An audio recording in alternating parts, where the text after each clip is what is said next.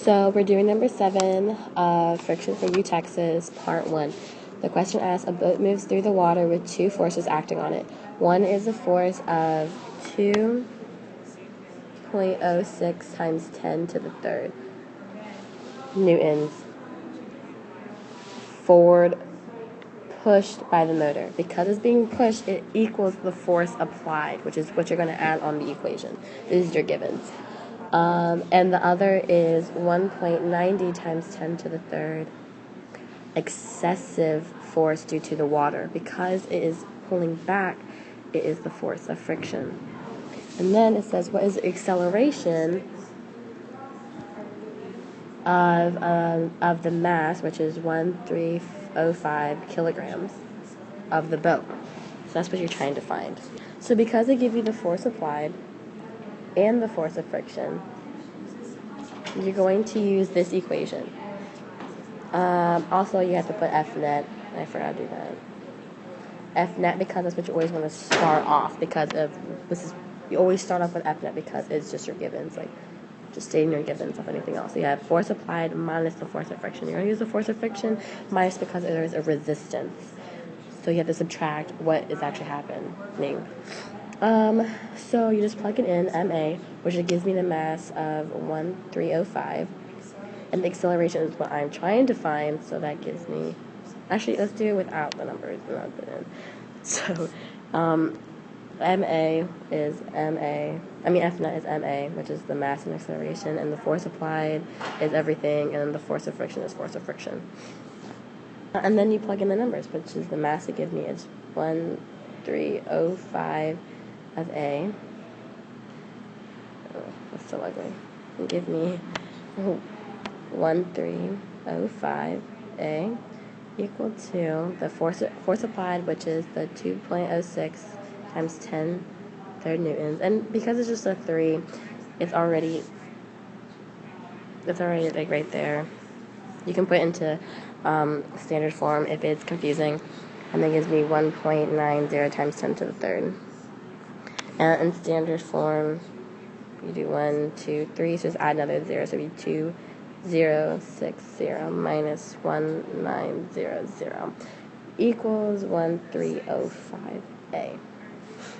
Then you just do simple algebra, because to do simple algebra, you're going to do this first. You're going to do 2060 minus 1900. It is going to give you 160. And then equals to the 1305A. Then, because you have to get A by itself, right here, because it's a variable, you have to move any number over it, so you can have A by itself. We divide by 1305. Making A by itself is equal to, divided by, what am I doing? Divide by 1305. And that gives you A is equal to after you divide this, then the answer gives you 0.12260 for mine, and that is for part 1. This is number 8, part 2 of what we have. It says it starts from a rest. How far will it move in 13.2 seconds? So I'm going to lift up my givens, and because it is connected to part 1, we just list all the givens that we are given, so we can add it to the other equation. The reason why, A becomes from part 1, your acceleration. The mass is also from part 1. Your velocity, initial velocity, is 0 because it says rest. And then your time is given to you in part 2, and then you're trying to find the x over d, which is the distance. So for this equation, you only have 2 options. Because you're trying to find distance, you can use the second equation, squared equals,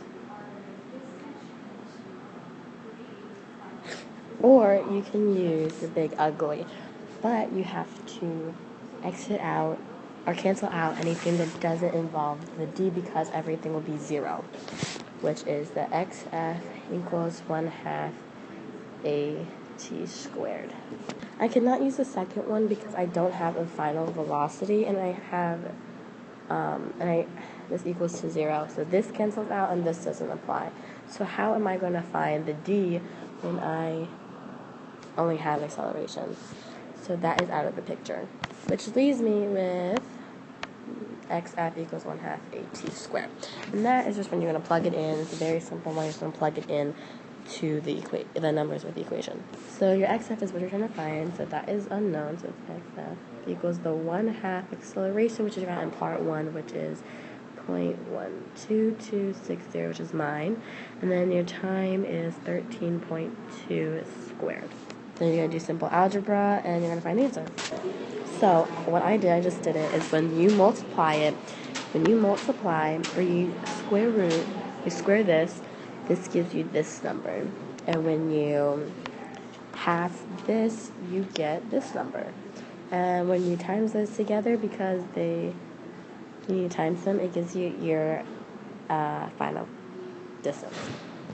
Now we're doing part 3 of number 7, which is number 9, and it says it gives me so I have to still use what I'm given from the first two, which is I have my distance. You're given your acceleration, your distance, mass, everything that you need. But part 3 says, what will be the speed at the end of this time interval? And you have to find the velocity. Acceleration you have from the first one, which is 12260. Then you have your distance, which is x over d equals 10.68 d. Sorry. And then you have your velocity equals 0. And you also have your mass, which is 1305 equals 10. So for this one, because they want to find the interval, you're going to have to use the f squared equals vi squared plus 2ad, because they give you a distance or acceleration. You have you're trying to find your velocity, you have the final velocity. So you're trying to find the xf squared, and you're only given your distance and acceleration, because in the part 2 your velocity is 0.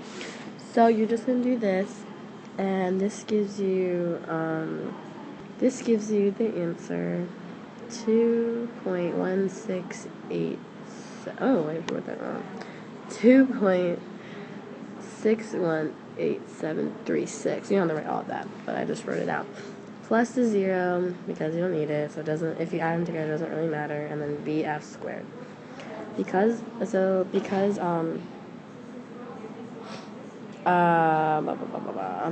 you have this and you're trying to find that, you have to, because it goes to the other side, 8736, you have to square root it, because this is square rooted. It's off. Let me reword that. Because this number is going to equal that, because the initial velocity is 0.